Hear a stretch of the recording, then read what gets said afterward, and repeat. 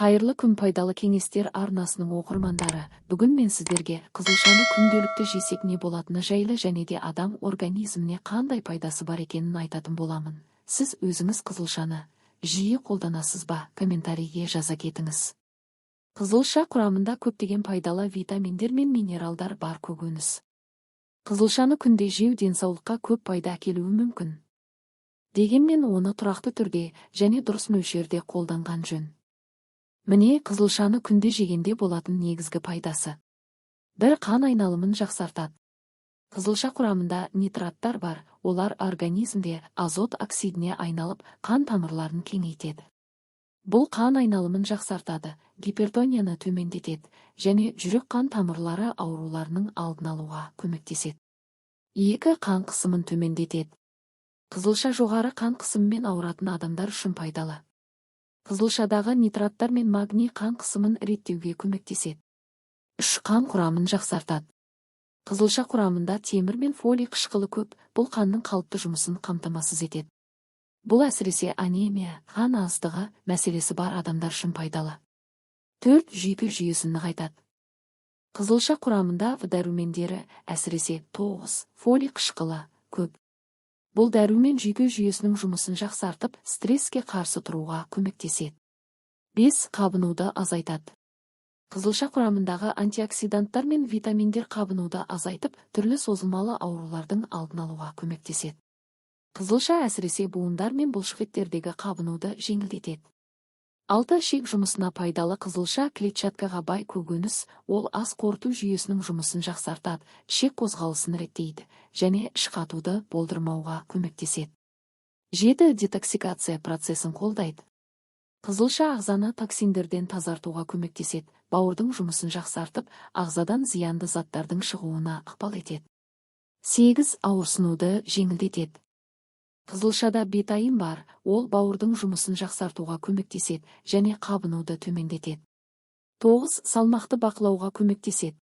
Қызылша калориясы төмен және көп мөлшерде су мен клетчаткадан тұрады. Бұл ұзақ уақыт бойы тойымдық сезімін береді және артық салмақтан арылуға көмектеседі.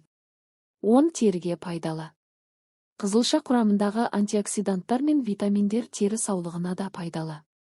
Ол теріні жасартуға көмектеседі және терінің жарқырауын арттырады. 11. Қант диабетіне пайдалы. Қызылша қандағы қант деңгейін тұрақтандыруға көмектеседі, себебі оның құрамында гликемиялық индекс төмен. Сондай-ақ диабетиктер үшін жақсы көкөніс болып табылады. 12. Мидың жұмысын жақсартады. Қызылшада көп мөлшерде бетаин мен нитраттар бар, олар мидың жұмысына оң әсер етеді. Бұл қарттардағы когнитивті функцияларды сақтауға көмектеседі. Қызылша денсаулыққа өте пайдалы көкөніс. Алайда оны күнде тұтынғанда шамадан тыс мөлшерде жеуден аулақ болу керек, өйткені қызылшадағы нитраттар мен басқа да заттардың шамадан тыс болуы асқазанға немесе бүйрекке зиян келтіруі мүмкін.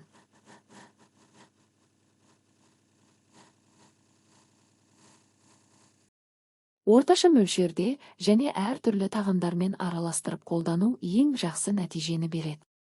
Қызылшаны сүйіп жейтін адамның жалпы портретіне назар салайық. Ол ақылды. Себебі қызылшада иод көп. Ал онсыз есте сақтау қабілетінің жақсы, ой өрісі мен зейіннің жоғары болуы мүмкін емес. Беті алқызыл. Себебі қызылша темірдің сіңуіне әсер етеді. Сондықтан қызылшаны ұнататын жандардың бет әлпетінің бозарғанын байқамайсыз. Ол төзімді. Қызылша адамның физикалық төзімділігін арттырады екен.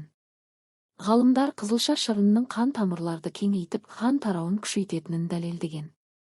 Демек бұлшықеттерге ауа түсуін арттырады. Мамандар тәжірибе жүргізіп, жаттығу алдында 70 000 қызылша шырынын ішу денеге түсер салмаққа төзімділікті 16-ға ұлғайтатынын анықтаған. Оның шашы қалың.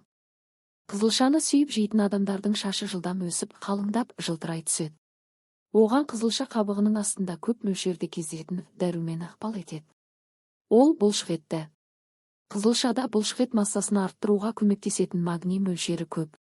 Ол сымбатты. Қызылша құрамында азат алмасуын жылдамдатып, артық сұйықтықты шығарып, артық салмақтан арылуға себін тигізетін ерекше заттар кездеседі. Видео пайдалы болса арнаға жазылып достарыңызбен бөлісе отырыңыз, олар да біліп жүрсін.